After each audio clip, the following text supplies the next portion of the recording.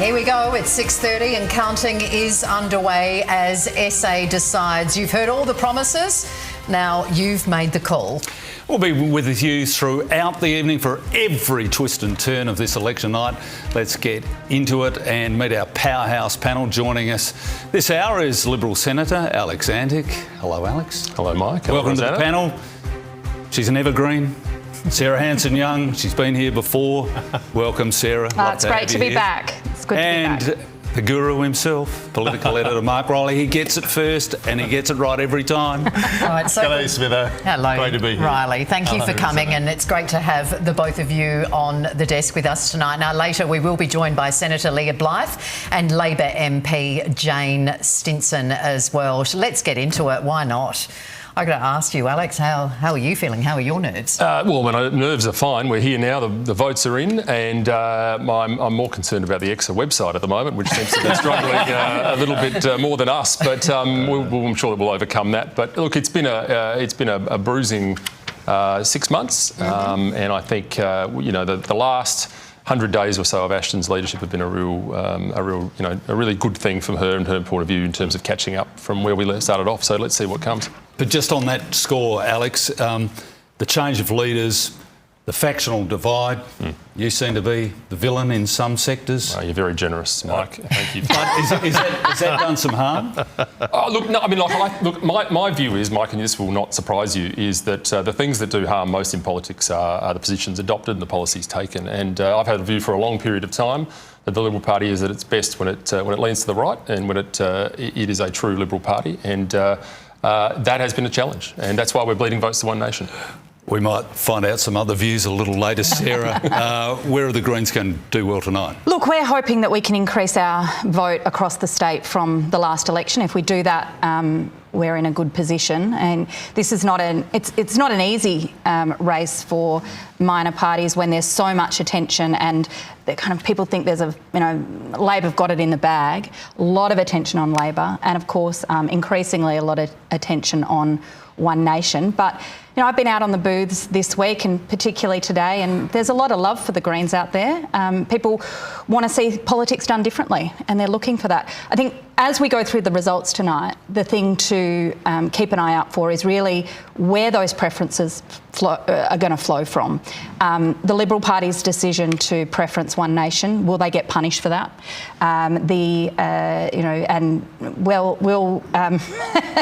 One Nation preferences, where do they go? No one quite knows.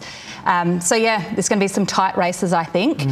Even though votes on any particular seats? Look, we've been putting a lot of time into Hyson, and we've got a very good candidate up there, Genevieve Dawson-Scott. She's of the area. She's a true local. She's a young mum, and she's been doing a great job. What I saw today was a lot of people backing her. Riles, from your point of view, One Nation, and Sarah and Alex have discussed it.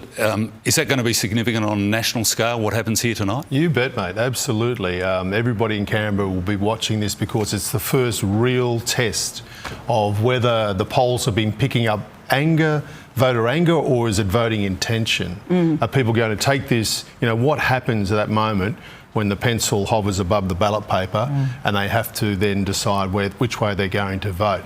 The interesting thing is that the support for One Nation has been now sustained for some months, and even in the recent polls here, there's a news poll, they were still at 20% and still outpolling the Liberals just a few days out of the election. So fascinating, a massive disruption to the national political landscape if that is the return tonight. So why is that? Voter disaffection for the major parties, dissatisfaction with institutions, with government and authority generally, which seems to be sweeping Western democracies at the moment, and it's come here because people just don't believe that governments can improve their lot at the moment, that they're not listening to them, they're on the right frequency, and they see Pauline Hanson as doing that. The difference with Pauline Hanson now that I see from the Pauline Hanson I followed in the campaign trail in 98 is that she has stood by her values. You like them or you loathe them, but she's consistent. She stood by her values, and the voters have gone to her. And the majors, both Labor and Liberal, seem to be going to the voters saying, what do you want? It's going to be a And real that's the test difference. case tonight, I think, isn't it? Thanks, Ross, for that. We're listening closely and working their phones are our political heavyweights, two of SA's most well-connected operators. They've been here before. We're glad to have them back again. Let's head over to Gertie Sperling, who's in the inner circle. Gertie. Thanks, Rosanna, and thanks, Mike. Well, welcome to the Inner Circle. I'm here with Federal Labor Minister Don Farrell and, of course, former Federal Liberal frontbencher Christopher Pyne, two of the heaviest hitters in SA's political scene. And what we're going to be doing on this panel tonight is get ahead of the game. Farrell and Pyne have a direct line to people on the ground at these polling booths and will be projecting the results before they become official. Gentlemen, good evening to you both. Thank you, Gertie. Thanks, Gertie. Nice to be here. You can call Lovely me to- Christopher and Don rather than Pyne and Farrell. Sorry. We'll be friends by the end of this for Exactly. sure. Don, first to you. It's not a matter of if Labor can win, but by how much, isn't it? Look, the polls certainly are predicting a Labor Party election, but of course, as we know, the polls have been wrong in the past. I think Peter is a standout Premier for this state. He's doing absolutely everything right. But, of course, he has to present himself to the people today. But I think he's done everything that you could ask of a Premier to rebuild this state. We're leading the country in terms of economic development. In a whole host of areas, we're leading the country, like housing. And of course, he's done some fantastic things in the sporting area. All right, the booths have already, polling booths have closed. Christopher, let's move on to you. It's been a turbulent ride to this election. 3 leaders in this term of Parliament alone. Can the party avoid being absolutely annihilated? Well, I think one of the interesting things about the election is the tale of the 2 leaders. So obviously Peter Malinauskas is the most popular politician in Australia.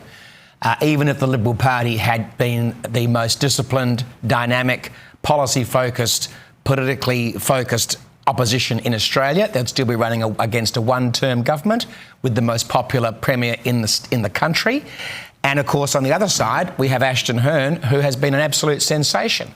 She's had a 100-day sprint to the election.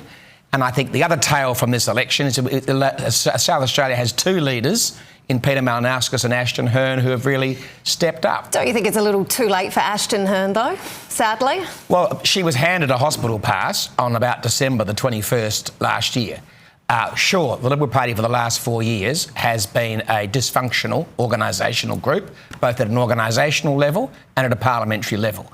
And Ashton Hearn has proven herself to be a positive, fresh, future-looking leader that the public have reacted extremely positively to. Imagine if she'd had leadership for a year or 2 or 3. So in 4 years' time, after tonight, which is obviously not going to be a great night for the Liberal Party, for my great party, we will rebuild, and we'll rebuild around Ashton Hearn. Some polling has suggested that you could end up with as little as 3 seats. What's your prediction for tonight? Is it going to be that dire? 3 is better than none. We can rebuild around 3. Well, the polls in December said that we'd win 2 or 3. So anything more than 2 or 3 is victory as far as I'm concerned tonight. Oh, gosh, we've set the bar pretty low there. That's a good start. Don, you've already got some intel from the ground on the seat of Morialta, which would be quite a win for you guys early on in the piece, some pre-polling figures coming through. Our candidate, Matthew Marozzi, who's a terrific young man, is already in the booth in Morialta, is getting almost 50% of the primary votes. The Lib vote has dropped dramatically, but they're still ahead of One Nation, interestingly enough. So early figures don't seem to suggest that One Nation is doing as well as perhaps people might have predicted.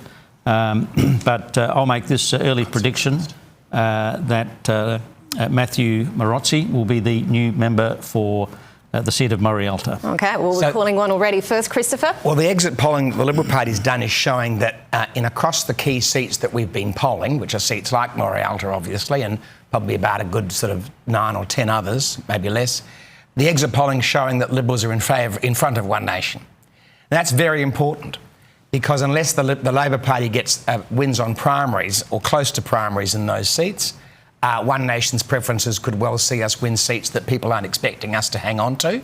Morialta's one of those. And I'd also say that in Morialta, knowing the electorate very well because it was entirely in my electorate, voters who are voting One Nation are almost certainly Liberal voters, former Liberal voters. So their preferences should come back to us. And a lot of the votes are not being counted yet. Like more than half the votes in Morialta, I can tell you right now, in Morialta, 38% of the votes were early votes, and of course there's the postal votes as well. So there could be a good 45% plus votes that have already been cast before election day that are not being counted already. Yeah. I think we're going to have to throw back to our main I think that's a very panel. early prediction. You very two early could prediction. go at this There one we all go. day, I think. On one booth, Write it Rob's already down. called it. Write it down. Okay, let's Well, get we'll back see. to you guys on the main panel, I think. All right, thanks, Gertie. Can we just take a look at Morialta just for one sec? So that was vacated by John Gardner, who's retired. So there you go, Don Farrell's calling that one already. What do you make of that? Well, I mean, Don's very hopeful, and we expect Don to be positive about it. But I think Christopher's right. There's a long way to go, and we are seeing that One Nation votes are flowing to the Liberal Party. So I think there's a long way to go. Let's wait and see. Sarah, what are you hearing? Look, I'm hearing that Labor are in trouble in Mawson, actually, Right. which is Leon Bignell's seat. So I don't know. I think there's some wild cards in here tonight. And I'm not surprised about Morialta. I probably agree with Don on that. I think we've been assuming that would go to Labor. And obviously, John Gardner was, he's retired. He gave a lot of time to the Liberal Party, but I'd say perhaps the flavour of where Liberals have gone over the last few years, he's decided to get out. And I do think this comes back to, what do the Liberals stand for? And, it's a big question. What did they actually take into this election? They seem to be flipping and flopping on a bunch of the things they used to stand by. And I kept hearing on the polls, I don't even know what the Liberals stand for anymore. But Sarah, is that almost the Xenophon factor SA best from way back in 2018? At one stage, Nick Xenophon was going to be Premier of South Australia, if you listen to the polls. And then didn't get a seat, couldn't even win one himself. Are we hearing a bit of that? Yeah, look, I think, that election was extraordinary, wasn't it? Because poor old Nick was, I think he believed a whole lot of his own BS, frankly, at the time. Spread himself way too thin. And in the end of the day, voters just went, actually, no. I think it's going to come down to individual seats now. There's no widespread kind of change. We're going to have a Labor government, but there's going to be some seats where traditional Liberal seats, people have gone, we just can't stomach the Liberal Party anymore, or we don't know what they stand for, and they're looking for something else. I think it's an interesting point about voter intention, but I think it's different here. I mean, One Nation has no right to be popular in South Australia, right? This is a Queensland-based party originally, so why are people saying they're going to vote for One Nation? It's because they won't be voting for the majors, because they're repelled by what the majors have become, particularly the Liberal Party here in South Australia, and Liberals now rebuilding federally after a disastrous election result last year. So they're looking for somewhere else. This is the home of the third way, though. We had the Democrats here, and Pauline Hanson's co-opted that. She says that unlike Don Chipp, I'm not going to keep the bastards honest. I'm going to kick the bastards out. People quite like that, right? We all chuckle, but people do like that sort of that. We are witnessing the objective at the moment. We are really witnessing the crumbling of the two-party system here. Yeah, but all three of you are from Canberra, and I'll start with Alex and just move around. All of you are, essentially, and love Canberra. Is this going to have ramifications if One Nation even makes an impact tonight? Oh, look, I think it will, Mike, and how could it not? I mean, I think the nation is watching. The phenomenon is a nationwide phenomenon as well. This is not, I mean, Mark's right. There is a certain local flavour to this, but it is happening across the country. And look, I mean, One Nation voters are, I think, almost by and large, Liberal voters, ex-Liberal. I mean, the number of people volunteers for One Nation that I spoke to over the last week who told me that until very recently they were Liberals or had been Liberals or were Liberal voters but weren't doing it this time. I mean, if you want to be bold about it, the very existence and effectiveness of One Nation really is a bit of an indictment on how we've travelled over the last 20 years or so. Yeah. We've been hearing too that at polling booths, the how to vote cards, people are saying no thank you to Made up their Liberal and mind. Labor and To going Liberals, straight that's to right. the One Nation. Well, or to the Greens. It depends on where you are, but there is definitely a pox on both houses of Labor and Liberal. Having said that, of course, we're going to see a Labor government elected. Yeah. But, single figures for the Liberal Party, I think, is, it's diabolical. Ashton Hearn, I think, has done an extraordinary job in pretty tough terrain. I don't think she's been helped by some of her colleagues, I might say, or her campaign managers. But I do think that overall, One Nation's campaign, Mark's right. These guys are from Queensland. They don't actually understand South Australia. And they've come here, they've punched down on the vulnerable people, they've beaten up on our Indigenous communities, they're trying to make migrants the scapegoat for everything. However, One Nation voters have every right to be frustrated at the system. And I think that's what we're seeing. And it's not just One Nation voters. There is a breakdown of the two-party system. Voters across the board are going, this isn't working for us. The Labor and Liberal parties are not working for us. They're working for their mates in big business, and people have had enough of it. There's a couple of points there too. With One Nation, the difference is, Alex made mention of it, they have volunteers this time. Even in Queensland, in some booths, in some electorates, they weren't able to get people to volunteer to offer how to votes. But they can get people to volunteer to hand out en masse. In South Australia, this should not be happening. In some seats, I think, Mark. I think today was really interesting because pre-poll I saw more One Nation volunteers around. But today there were certain electorates where you didn't see a soul. Pre-polls, they were very active, but right? they were, yes, exactly. But I think they concentrated. We must move on, Sarah, but a reminder at what's really in play tonight. There are 47 seats in the House of Assembly here. The maths is simple. The first party to win at least 24 gets to form government. We've already projected 8 for Labor. So let's take a look at the last parliament, which ended with Labor holding 29 seats, the Libs 13 with 4 on the crossbenches, and no one in the seat of Mount Gambier, of course, after Troy Bell was sent to jail. Dear, oh dear. Well, half the seats in the upper house are also up for grabs. That's where we'll be keeping a close eye on One Nation, as we've discussed, and we won't know some of those results for days. But let's go straight now to Hugh Whitfeld at the 7 News Power Board. Hugh, which seats will you be watching closely tonight?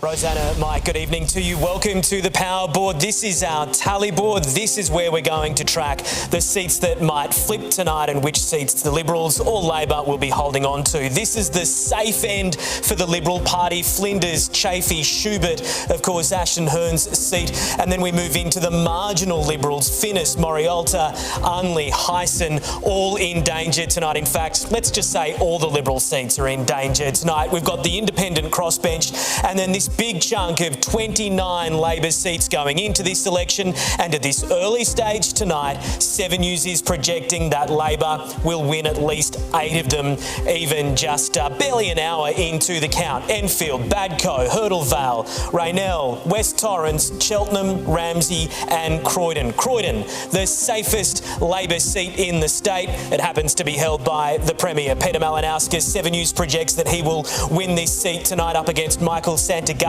who is having his second crack at trying to unseat Peter Malinauskas. Another safe Labor seat tonight, the seat of Cheltenham, Joe Sockarch, who is the Trade and Local Government Minister. He won it in a by-election in 2019 when Jay Weatherill stood down. He won it on preferences in 2022, but it will be a very big win we expect for Joe Sockarch tonight. Then there's Schubert, where Ashton Hearn, the Liberal leader, is hoping to hang on tonight. James Roth, the Labor candidate, is a Labor staffer, and Bruce Priest, the One Nation candidate there, is a Barossa councillor, so very well known in the seat. The expectation would be that Ashton Hearn would hang on tonight, but we're not prepared to project it at this stage. Let's talk about one of those Liberal seats that Labor is chasing hard tonight. Don Farrell telling us that Matthew Morozzi is in with a very good chance of beating Scott Kennedy. John Gardner a 4-term Liberal MP retiring, of course, Scott Kennedy, a Liberal Party staffer. So Matthew Morozzi, one of these Labor staffers who's been handed somewhat, let's call it a silver ticket here, not a golden ticket, not a guaranteed win in a safe Labor seat, but certainly a seat that Labor is going to be chasing very hard tonight. Another one, Hartley. Now, Vincent Tarzia, the former Liberal leader, he's been very popular there. He's done very well over the last couple of elections, but he is in danger tonight in Adelaide's eastern suburbs from the ALP's Jen Roberts. Another potential win in the Adelaide suburbs. Over in the western suburbs, Colton. Now that's where Matthew Chowdhury, the sitting MP, has of course retired. Beck Sutton is the new Liberal candidate. Aria Bolkus for the Labor Party, of course, coming from effectively one of the royal families, let's say, in the Labor Party, being the daughter rather of the Labor Senator Nick Bolkus. And then there's the regional seats. Now, it's very unclear what's going to happen with the One Nation vote, where it's going to fall. There are some very popular independents in some of these regional seats, but Tim Whetstone is in a fairly safe seat. He holds it with a 17.2% margin, but keep an eye on Jennifer Troth from One Nation, who will be putting in a very big fight tonight. May even try to finish second if Tim Whetstone can hang on. But it's one of these regional seats where we've got independents, One Nation, the Libs trying to hang on. It's going to get very messy, guys. Thanks for that, Hugh. Rosanna, I've just got some first results from scrutineers. Donalby, his ears will prick up at this. So will Christopher's for that matter, but from Unley, Labor up 10%, Liberals down 26% and One Nation up 9%. Now, Unley is one of those Liberal-held seats. David Pisoni just retiring. Yeah. Alice Rolls, who's a personal favourite of the Premier, and Labor worked very hard to try and have an impact and take that seat. I'd say it was a Liberal seat. If that figure is replicated in other booths, I think clearly it's going to Labor. Your thoughts on that, Alex? Well, I mean, Rosalie's run a very good campaign, I might say. So she is, if that is the case, swimming against the tide. Very, very active, and she's been at it for a long period of time. So, but look, I mean, there is a mood out there. I've seen it all week. I might say as well, I mean, One Nation are clearly taking votes off the Labor Party as well. So whatever the result in seats like Unley is, this is a big wake-up call for the Premier. I know the Premier spent much of the last week giving us his patriotic side, praising the flag and so forth, but the message out of this is going to be people want something different. Big wake-up call, it sounds. We've just got some intel Don Farrell has on Morialta, so let's cross to that inner circle, of course. Look, I think I gave you the Morialta figures earlier. Yeah, I think we're going to move on to Enfield. But I have a personal interest in Enfield because my new son-in-law is running in that seat, and in the booth at Northfield, Lawrence is got 77% of the first preference votes. He's on 77, One Nation on 18. And the Liberals on 15. So in that seat, it looks like One Nation is outpolling the Liberals, Green down to 8. But the significant factor that is coming through here is that there's a very high informal vote, because it would appear that One Nation voters are following the One Nation ticket, which doesn't tell you to put a number against every candidate. They let you choose who you put your vote for. That seems to be resulting in an informal result, and in the seat of Enfield, it looks like informal votes are going to be higher than the Liberal vote. Christopher, what do you make of this? Well, I think that's a very interesting point. I mean, obviously, Enfield is a seat that I ran for. It was called Ross Smith in those days. I ran against John Bannon in 1989 when I was 22 and got a 4.7% swing, I might tell you. It was two-party preferred. They were early successes. But this issue about the informal vote is very important, because the Electoral Commission is allowing people who put number one to have their votes put aside till next week to be counted. And if One Nation has registered a how-to-vote card in that seat, a secret how-to-vote card, which nobody knows about until next week, then we won't know the result in those seats where they've registered a how to vote card and people vote one until next week. So we're not going to be even counting those votes tonight. So it may well be tonight that they have an informal vote of 15% or something in Enfield, which I'd be surprised, but won't even be counted until next week. So tonight's going to be a very complicated and confusing evening. And while I'm sure we want to get to a result very quickly, I'm not sure if the Electoral Commission's not even counting votes until next week that have had a number 1 put in them, or a tick or a cross, which we've heard tonight. They've decided to add ticks and crosses. Then the One Nation decision to not preference people and hand out how to vote cards with preferences could be quite instructive in the results in many seats. All right, let's talk about the seat of Enfield and your son-in-law, Lawrence Ben, presumably going to win this seat. Talk to me about his leadership, because he has been a lawyer and an economic advisor to Malinauskas. He's worked for the SDA union, so that gets your tick as well, Don. Could he be another Labor leader potentially? Look, I wouldn't put that on his shoulders. He's a very fine young man. He's worked really hard to get here on his own merits, I have to say. As you say, he was a lawyer, studied law with my daughter at the Adelaide University, went on to study in the United States, where he worked on... well, you're certainly selling him to us. I don't think you need to. I think he's already been handed the seat. And has helped Peter very much, particularly in places like Whyalla and Port Pirie, some of the problems those towns have had. And I wish him all the very best, and I will make a prediction that he will win this seat. I think you're laying it on thick. I think so. It might be a name to watch out for. He didn't even have to face a pre-selection. He was anointed by the Now, that's Premier. not true. But I've got some results in MacKillop and Hammond, if people are interested in those, as opposed to your son-in-law. So in Hammond, Adrian Pedrick's the member for Hammond, and he's got one small booth, it must be said, but only 4 One Nation votes. Over 40 Pedrick votes. It's a small booth, but it shows him getting about a 40% primary, and very small for One Nation. And in MacKillop, in Rendlesham, which many Liberals would know, Nick McBride only 31 votes and Beck Rosser 83 votes. So that's out of 114 votes cast. So that's going to be interesting from the perspective of the throw, that Exeter decides whether the throw is between Liberal and One Nation or Liberal and Independent. Because well, the I think One always Nation campaigning with a home detention bracelet on is never quite a good look, is it? Yes, but I was down in Lucindale yesterday doing the Lucindale field shows, and there was plenty of support for Nick McBride. So you can't be sure how people are going to vote. Right, OK. Well, there we go. Let's throw back to our main panel. I think Don Farrell's just cemented himself as the state's most favourite father-in-law. I think he has. He's been telling me about Lawrence for the past 2 months. And I got the name of the seat wrong, which doesn't help. Sorry, Don. And he's going to take great exception to that. But he when he started to tell me about Lawrence, I thought, Don, I know he's your son-in-law. You don't have to keep telling me. But yeah, well done. We'll cover the next 3 hours. No, he's obviously done well. I mean, I'm a numerically challenged journalist, but if he's got 77% of the primary vote and Liberals have 18% and One Nation have 15%, that's 110%. So the scrutineers are doing you a misjustice. Something's not quite adding up. I've just got some results in from one of the booths in Hyson that says the Libs are down 22%. Oh, wow. Which is not a good sign. And how are the Greens going there?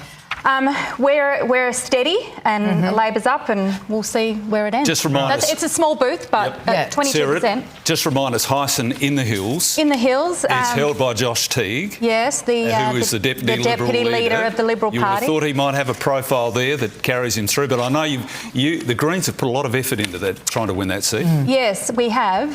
But I think, again, it comes to this, what type of Liberal are you?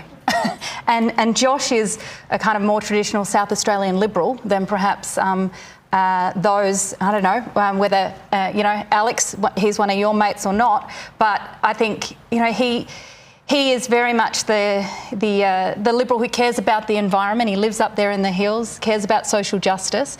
But his voters are saying, this isn't the Liberal Party we've backed forever. Well, I should say I care about the environment too, but the real stuff, not the made-up stuff, like the climate lie. So, all right, well, we'd love you to get into an argument, but probably... That's the problem, though. The Liberal Party here don't know what they think about climate change. The leader couldn't even explain it the other day. We're on the road to fuel shortages, that's what I know. So well done to those responses.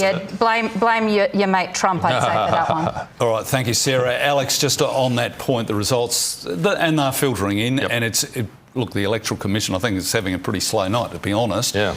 But the results that we're seeing from, according to Don, with his son-in-law... Is Don's son-in-law running? Is it? I didn't know that before. But what about McKillop in particular? We've just got One Nation coming up. We may well cross to there very shortly. We'll just keep an eye on that. But as we wait, McKillop, for instance, and Unley, for instance... Right. Unley in particular, that's really not a good sign. Well, I mean, look, still early days, but no, it's not. Look, I mean, historically that would be a very strong Liberal seat. So, but you know, also we have a retiring member, and that always changes the game a little bit. So there are a number of things at play. Plus, it is very early days. Let's see how it plays out. But no, concerning early numbers. Yes, these are pictures, as we've just mentioned, of One Nation volunteers, a sea of orange, the Orange Army, we can call them. A few smiles on faces there, we might see Corey Bernardi sneak into shot at some point. It's just one of those situations at the moment. Is that him? No, I don't think. I don't think that's him. Whoever it is. No. He could get off the phone. Could it look like he's ordering Uber Eats or something down there. I did have some people on the booths today, or throughout the week, questioning how many of these volunteers are volunteers versus paid people. There was even that argument throughout the week because when Pauline was on the Eyre Peninsula, she was like mobbed. I called her a rock star earlier, and she was. I think someone called her Your Majesty. Right? You know, are these props who have been called in, or are these genuine supporters? Who would be paying them? Well, I don't know, but you know, there's a lot of money flowing to One Nation from Gina Reinhardt and others at the moment, and there's a lot of money being spent pumping up this campaign. The new electoral donation rules are going to be interesting in the aftermath of all this. Now, I think if we can, while we wait for One Nation, Christopher, this is a question without notice to our studio director that you do have some results there coming in from Unley and other parts? Yes, I do. Votes from Beaumont, which is obviously in Bragg, and Labor's actually put a huge effort into Bragg. They pre-selected Rick Sarr, who ran against me a couple of times, and they're working hard on the ground. But the Beaumont booth, which is, of course, is a lovely booth, we have over a 50% primary vote. Now, that's really important because we need to have a very high primary vote in Bragg, and if we're getting over 50% in Beaumont as a primary vote, that is a very good sign for Bragg. And in Unley, I got some figures through showing that in Clarence Park, Alice Rolls 63 primary. I think we're going to go live 55. To the One Nation Party, sorry. We're going to need to do that. Sarah Cummings is there for us with Pauline Hanson. Yes, hello. As you've been talking about, well, One Nation, the big story of the 2026 state election. Senator Pauline Hanson just arriving now, addressing the party faithful. Pauline, how would you describe the results so far? I don't know the results. I haven't had a chance to look at it, so we're just going to wait and see how the night unfolds with the counting, how it goes. So anyway, I've just walked in. I think my supporters here, people have worked the polling booths all day. I think they're more important to me now to say thank you to them and the people. And you know what? If it wasn't the people out there in the warms, welcome and support that I've received all week that I've been here, and I just want to say thank you from the bottom of my heart for those voters that have given their confidence, their vote to One Nation this election. Now it's up to us, if we win seats, to prove to them their vote is not wasted and to start pushing back and getting good government for the people. How confident are you that you will win seats? Look, they're indicating that. They're saying that with the polls. They believe that may be the case. I've been in too many elections over the years. I don't count my chickens before they hatch. I want to see the results coming in. I want to see what's going to happen out there. So all I can say, how it felt on the ground, and people said, I gave you a vote. I think it was encouraging. But like I said, we really need to see how the count goes now and watch the numbers as they come in and see what happens. If you can't convert that support, the pre-polling support, into seats, what does that say about the relevance of One Nation here in South Australia? It's not. We've been growing over the years. We have won other seats throughout the country and federally as well. So we did double the number of senators that we had in the last federal election. So we are growing in numbers. We've had high polling numbers for months now, since the end of last year. People are constantly saying they want change, which is very important. They're fed up with the major political parties. They feel they're being forgotten. They look at One Nation for hope. A lot of people are very impressed with our policies, what we want to do for the country. And people also see that we're very patriotic. People are proud to be Australians. Even those migrants that have come here, they're proud to be Australians. Thank you. What change can you... Hello, mate. How are you? Good, you're good. How are you? Hello. We won't hide it. I like you. How have you felt about the last run and the run home from Malinauskas, which seemed to be about you and Queenslanders and whether you were or weren't in the state, all the rest of it?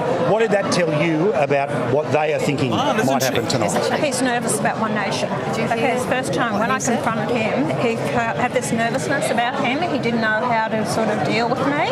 The first time I've met the man. He would have said, gave her a big hug and said, I won't hide it. The thing is, she's rather poised, isn't she? And I think you really hit the nail on the head earlier, Riles, when you said, you know, or even was it you, Sarah, that she's just been so consistent. No, that's the point. That she's stayed the same for a long time. So people know who Pauline is and what she stands for. We know it. She repeats it. So the people have eventually, it's a bit like John Howard said, you know, your time will come around. People have gone to her, they've gravitated to her, and they've heard their own grievances, their own dissatisfaction with the political system, their own lack of faith in the institutions being echoed now through her voice.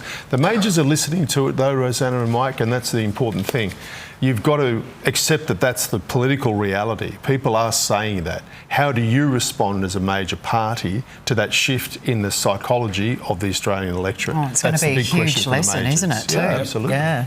Hot off the press, and these are the first results out of Black, which is David Spears' old seat, I guess you could say. He left there in some disgrace, and he has re-entered the contest. Now, the first results that we're seeing from scrutiny is there.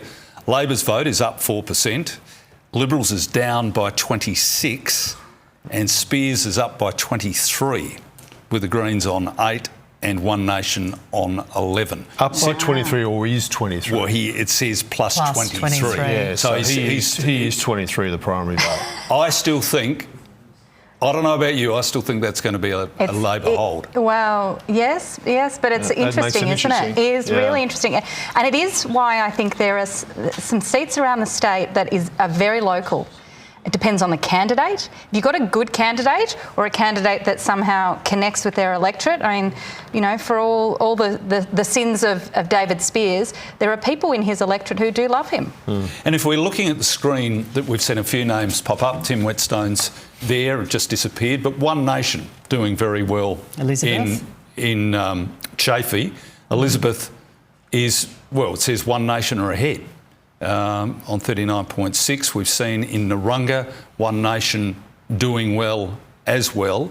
Are we starting to see a trend here, do you think, Alex? Or Riles? I'll start with you and then Alex. No, look, Elizabeth is the sort of seat that Labor would be worried about. I think they'll hold it at the end of the night. But it's a sort of seat where it's traditional blue-collar, you know, working class, soul of the earth, rusted on Labor voters, and there's been a big can of WD-40 applied to these people. They are no longer rusted on. Their nut's been loosened and they're looking at somewhere else. So because manufacturing base is now starting to dissolve around the country, and the traditional beliefs of the working classes and that reflexive support for the Labor Party is no longer there.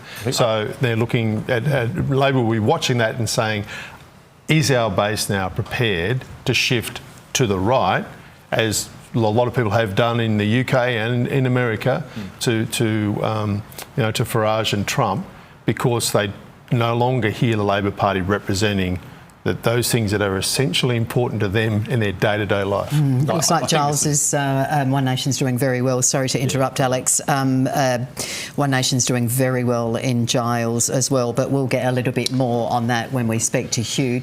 We'll get to you. I think this is the phenomenon we saw in the United States almost 10 years ago, at the Rust Belt of the United States, in places like Allentown in Pennsylvania, where the working class were widely pilloried by the Democrat Party and picked up by Trump, something that we thought would never happen. And of course, again, last year as well, the deplorables, right? Yeah. So it's a very real phenomenon, and they are looking for a new home. I think one of the interesting things about this was the number of rattled Labor MPs I saw over the last week. There were some that really weren't expecting this. I personally have been talking about this phenomenon for a long period of time. I talked about it 2 years ago in my pre-selection speech and got widely pilloried by some of our friends in the mainstream media, no offence. But that is true. And at that stage, One Nation were polling at around about 12% on some polls. And we're now seeing people catching up. So you were chatting with Bernardi, had a little drink with him in the last few weeks. What was the topic of discussion there?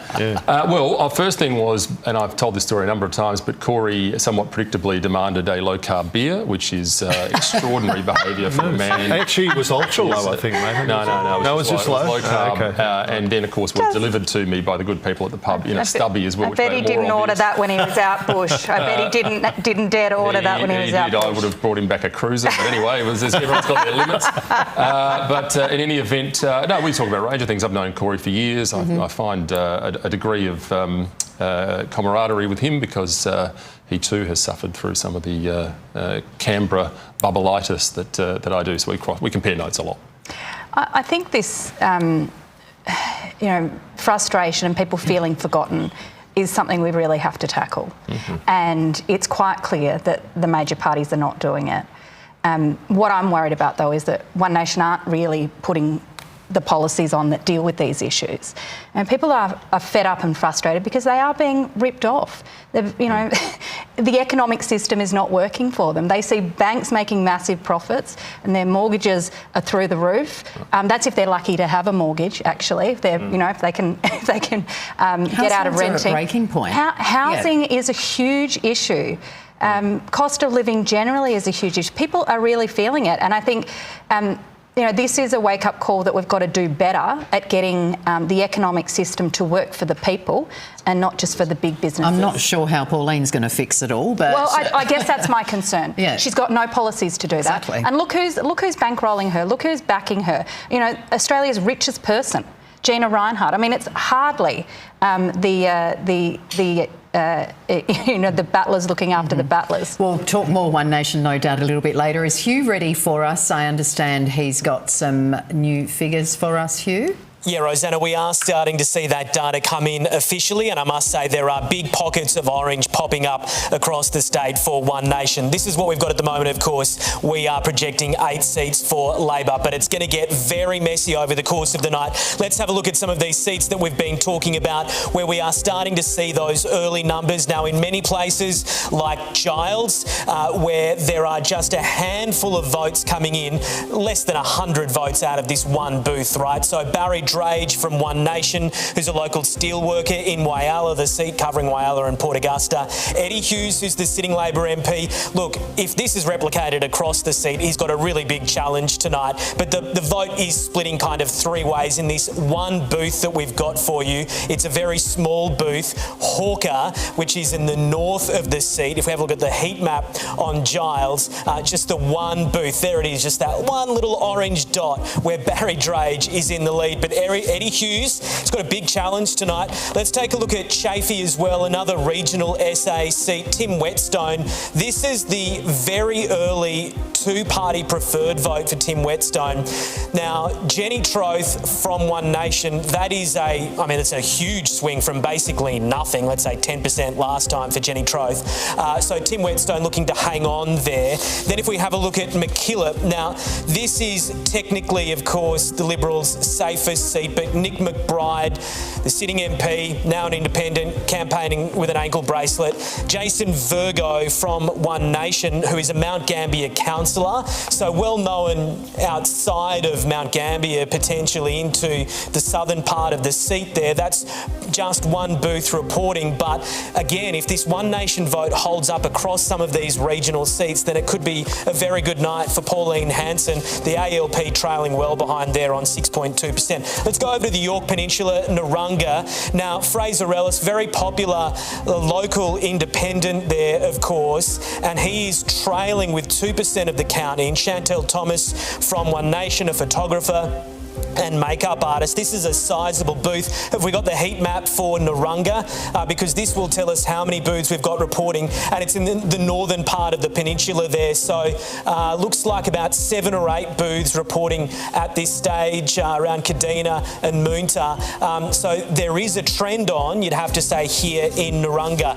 Let's have a look at the One Nation vote in the suburbs of Adelaide. We're talking about Elizabeth there on the panel. Now, at this stage, again, this is likely just one booth reporting, but Kim Hanson for One Nation has 72 votes. That's nearly 40% of the vote. The ALP, Ella Shaw, essentially they thought handed a golden ticket to go into Parliament, but this is going to be a big challenge potentially for Labor to hang on to Elizabeth on these early figures. The heat map for Elizabeth, if we have a look at the booths, look, one booth down there in the southern part of the electorate reporting any decent numbers, but One Nation going to be very happy with the way things are going at this very early stage. In the next, I guess, 20-30 minutes or so, we'll start to get a really sizable dump of data. They will have started counting those pre-poll votes, of course, in the last hour or so, so some very big numbers to come. Thanks for that, Hugh, and 8 seats so far to Labor, 0 in the Liberal column. Now, this is a very special part of our telecast tonight. We're going to take you to Memorial Drive now, where members of the ALP are gathering, and that's where we find he's the retiring MP and Speaker, so he's technically still the Speaker of the House, and he's going to be doing our roaming Biggles segment. Leon, I've written you off so many elections. This time I can finally write you off because you're not coming back. G'day, Smitho. Good to be on the panel tonight, and down here at party headquarters as people finish their volunteering shifts right across the state. They're making their way in here tonight. Up on the podium behind me, Peter Malinauskas will be here sometime during the night to make a speech, and we'll be following it. And in true roving Brian tradition that we love on the AFL coverage on Channel 7, I'll be getting around trying to get some behind the scenes shots and some interviews with people, and I'm also going to try and get the Premier back on the beers, because he hasn't had a drink since New Year's Eve, and we know after mowing the lawns or after playing footy for the Uni Blacks that he loves a beer, and I reckon he might want one after his speech tonight. So stay tuned. We'll try and get Mally back on the beers. I think there'll be a few beers on ice there tonight, and the champagne as well. Well, Biggles, as Speaker of the House of Assembly, is an exemplar when it comes to drinking beer. So you're an expert, Biggles. He'll be able to help Mally out, that's for sure. Yeah, extraordinary though. Mally and his minders as well. They've told me this. They haven't. None of them have had a drink for months and months. You said New Year's Eve or something like that, Biggles. But I think they wanted a clean run and they wanted to be focused. That's what they told me anyway. Certainly no carb-free beers. And I think can we around the table, an Australian first in election night coverage. The Speaker of the House is one of our reporters. Yeah. Amazing. Yeah. He didn't have to be that's the great his arms crossover. twisted, I can tell you I'll tell you what, we need to give him a 7 esky, because that beer's going to be pretty warm by the time he gets it to the Premier. I'm a bit worried. Okay. Yeah, thanks for that. I think the results in Mawson are going to be interesting, though. Okay. Sarah, I think we've got some results from our other panel, the Inner Circle. Yeah. Gertie, you've got the gentlemen there. They seem to be on their phones. Are they behaving themselves? Oh, yeah, well, they've been busy texting, so that's been good for me because they've been keeping quiet for the time being. Let's start with you, Don. You've got some results from Waite. Yeah, thanks, Gertie. And I've got some bad news for Frank Pangello. I know he's got a lot of supporters around Channel 7, but he's getting less than half of the Labor Party candidate there, Catherine Hutchinson. So just in the first lot of votes. Hutchinson got 117, Pangello 67. Interestingly, Pangello is beating the One Nation candidate there. I've also got some early figures from Adelaide, which show Prospect North. Lucy Hood, who's a fabulous minister in the Malinauskas government, on 87 against the Liberal candidate on 28. Even the controversial One Nation candidate, who was pre-selected today, is on 24. So I think Lucy is heading for victory there. Oh, that's interesting. Let's head to you now, Christopher. You've got some early polling results from Bragg. Yes, I do. Apart from the shock of getting a Farrell wine text in the middle of the telecast. I think it was rather timely. Asking me to buy some wine for Easter. Yeah, well, then you can't say no because you're right here alongside him. You'll know. You'll be able to drown your Zorros. Oh, I don't know. We're not doing as badly as I'd expected. So in Bragg, it's the McGill South booth. It is early days. Which is the Norwood Morialta High School. So the Liberals 130, Labor 86, Greens 64, One Nation 32. But what's interesting there is One Nation is well below the Greens and the ALP. And so obviously we haven't got the preference flows, but the Liberal vote seems to be holding up in Bragg and on the actual Saturday of election. And I'm sure most people on the panels realise, of course, the Labor vote's always higher on the day than on the pre-polls and the postals. Let's talk about Jane Stinson. She's just got some figures in from her first Bagco booth in Ascot Park. Labor 115, the Greens next on 62. So Sarah, you'll be pleased to hear that. But then One Nation 35, polling above the Libs, sitting on 29 there. What do you make of that, Don? Look, I think that's a very frightening figure for the Liberal Party. Strangely, it's not happening everywhere, but it's good to see another former Channel 7 reporter doing so well, and that's a really good result for Jane. She's a very hard-working member of Parliament, and I wish her all the very best tonight because I think she's heading for victory. All right, well, I know if I get the sack here, I might come to you for a job next. Thanks, Don. Christopher, let's move on to you. You've got some results in Adelaide. In Adelaide, so Walkerville North, which you'd assume is a strong Liberal booth, but Lucy Hood polling on primaries 165.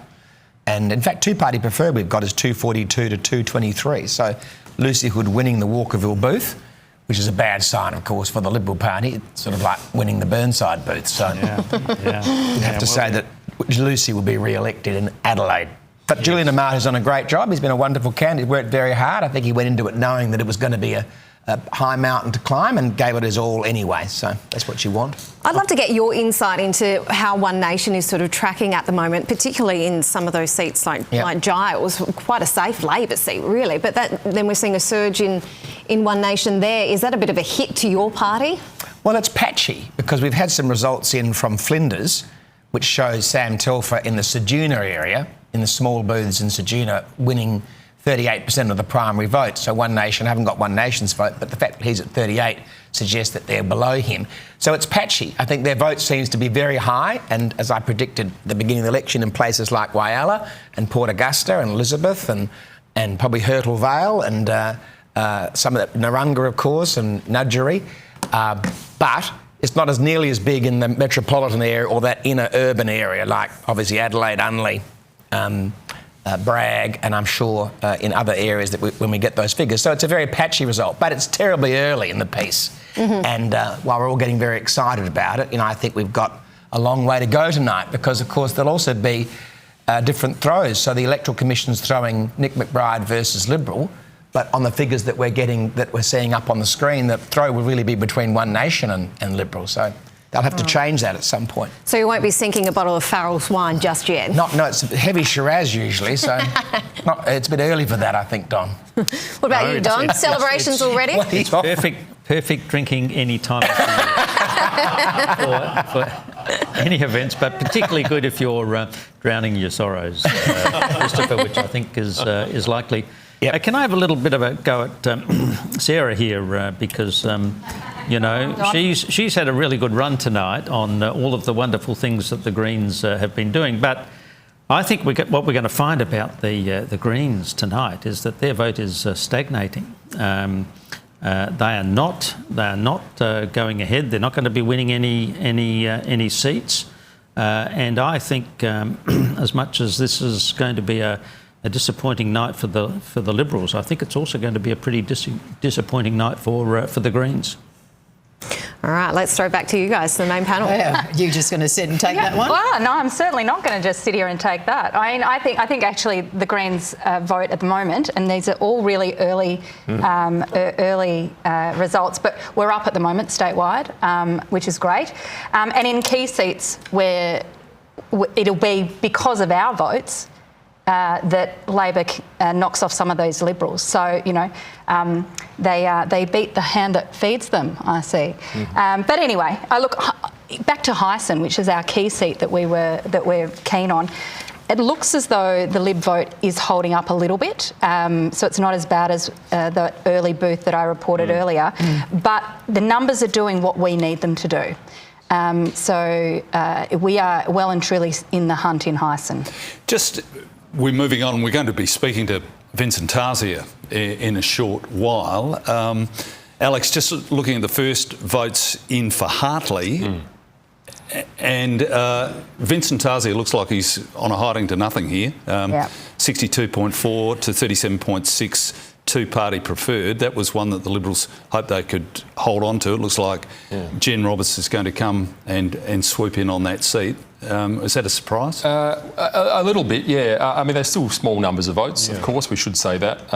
Something in the order of 1,000 counted or something like that. So it's early days, but yeah, that trend is a little bit concerning. But also, I mean, they are projected preference flows. So, and we just, as you know, I think every panellist has pointed out, we don't quite know where they're all going to go. It may change dramatically between now and hearing the words early days quite a bit.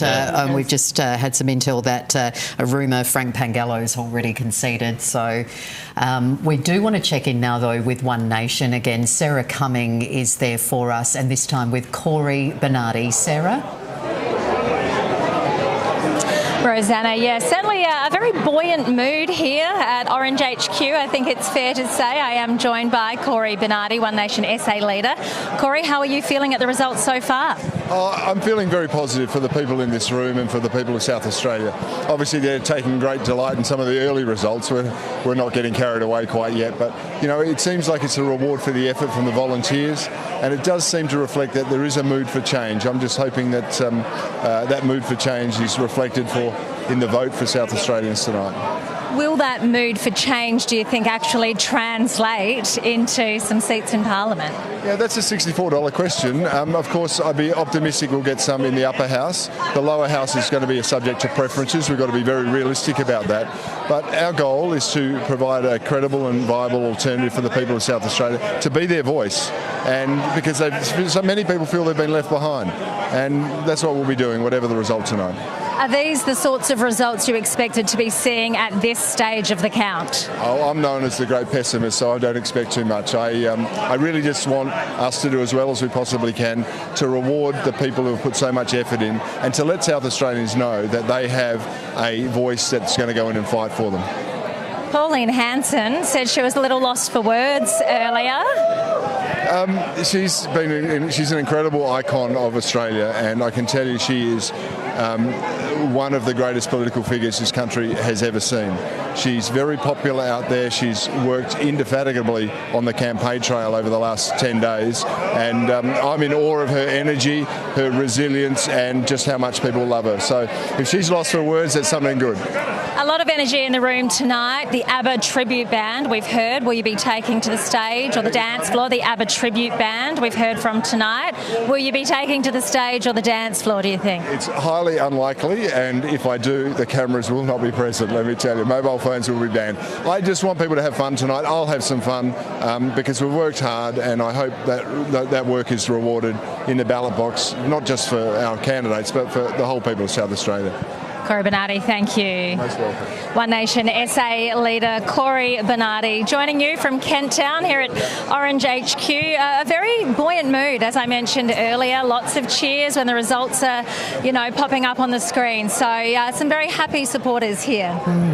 And very poised, isn't he, Corey Bernardi, as was Pauline, very much singing from the same songbook. That there's quite a bit of unity there, isn't there? Oh, there sure is. They're loving it down there, and I guess so they should, because they're doing very well tonight. Well, let's take a closer look at the seat of Hartley, where former Liberal leader Vincent Tarzia is chasing a fourth term. Now, I think he's very much up against it there on the two-party preferred well behind. The seat's been Liberal held since 2014.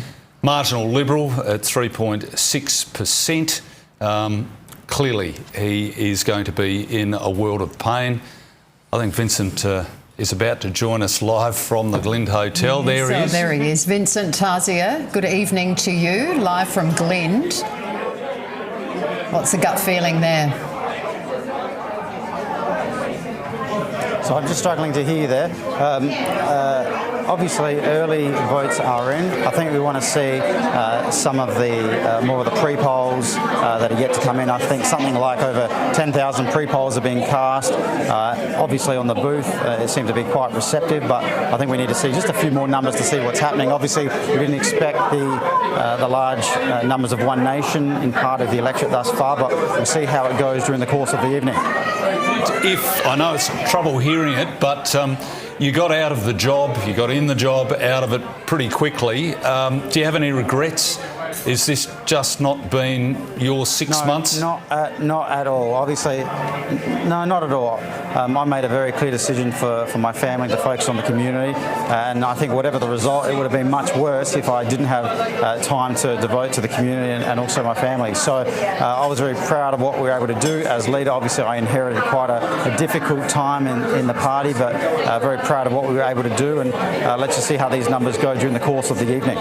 Vincent Tarzia, thank you very much for joining us from a very noisy Glynde Hotel. I think we have some more results from the inner circle. The gurus are over there, and I'll put Gertie in the guru class because she's... Yeah, thank you, Smitho, for that.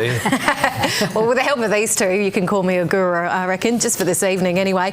Don, I'm going to throw to you. You've got some pretty good news for Labor coming out of Unley. Yes, look, I think, Gertie, I can now predict that Alice Rolls, who's a terrific candidate, will be the next member for the seat of Unley.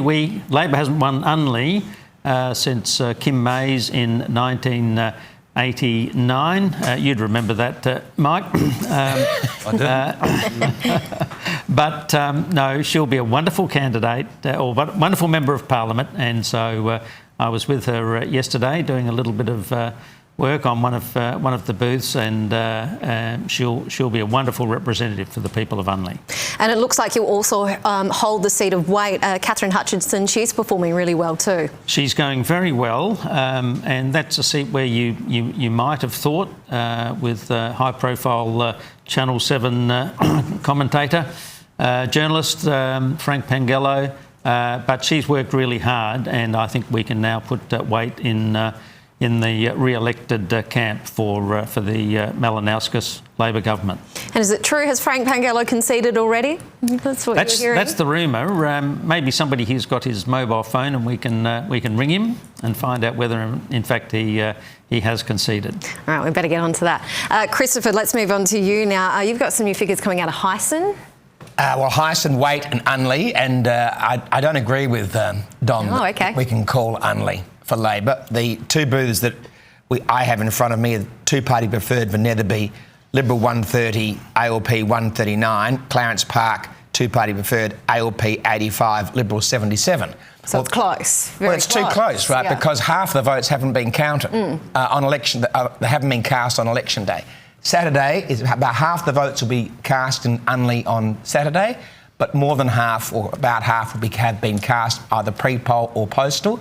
So to declare a seat where it's so close, like it's about 15 votes in those two booths, separating the two, I think is a bit premature, but Don may well end up being right. But however, I think it's too early to call on Unley.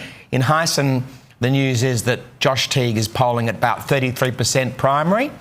which is a problem because he needs to be polling more in the 40s to win that seat, which is disappointing, but it's still early days. And again, lots of votes to count. But I think the Greens and Labor may well combine in Hyson, which we'll have to wait and see. And in Waite, I think Frank, it's been confirmed that Frank has conceded, but I think it's a bit early for us. I mean, I think Labor will win Waite again, but I think it's a bit early to be conceding when less than 5% of the votes being counted that we've seen, unless Frank has figures that we haven't got. All right, there we go. Let's throw back to the main panel. What do you guys think? All right, thank you, Gertie. Well, certainly has been reported that Frank has conceded. We're waiting for our official statement. But in a statement to the Advertiser, he said that he was going to hit the sack and congratulated Hutchison on holding on to Waite, calling her a model MP who's worked tirelessly for her community. So early days, isn't it? He's pretty early called to go it to early. bed too. Yeah. Come on, Frank, you can do better than that. He can come back and work for us. We need more door kickers. Oh, wow. But pretty early call. Yeah, well, the thing about this part of the night is that you sometimes get indications, but we're talking about 2%, 3%, a top of about 4% of the vote. And it really does matter where that vote's coming from, in particular electorates, because when Christopher and Don make those comparisons on the boos between what is happening tonight in a booth and what happened at the last election, that's a very important comparison, but not normally reflected across, well, very rarely, if ever, reflected across a whole electorate. And there are some boos that are strong for one party, some for another, things that happen in places where you don't anticipate them. So we just sort of hold fire for a little bit on seats, particularly seats like Elizabeth, where the One Nation's at the moment ahead, but we're talking about dozens of votes. And trends will develop, though, over the next half an hour, and that's when things get really serious. Sorry. Alex, I was going to ask you your thoughts on Frank. Well, I mean, I actually really quite like Frank. I think he's a genuine character in politics, and it's a shame. He's campaigned well out in Waite, and but I agree, it's very early to be going to bed. I saw Frank today rocking up to the Belair Primary School booth early this morning, about 8 a.m, and he didn't have the spring in his step that you normally recognise, so I think he knew early on that it was going to be tough for him. It's been a tough day, all right. Time for us to take a short break. We are going to be swapping over our panellists. We look forward to your company. Don't go away, there's plenty more to come on this election night.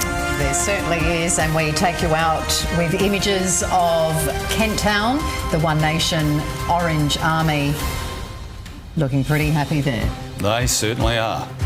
Are they? You reckon? Yes, they are. They're not right in that image, but they certainly were earlier. He's got a schooner, he's all right. They're very poised. Apparently they've got an ABBA tribute band there, but there were plenty of smiles. There's one smile right there. Let's take a break. We'll be back soon, guys.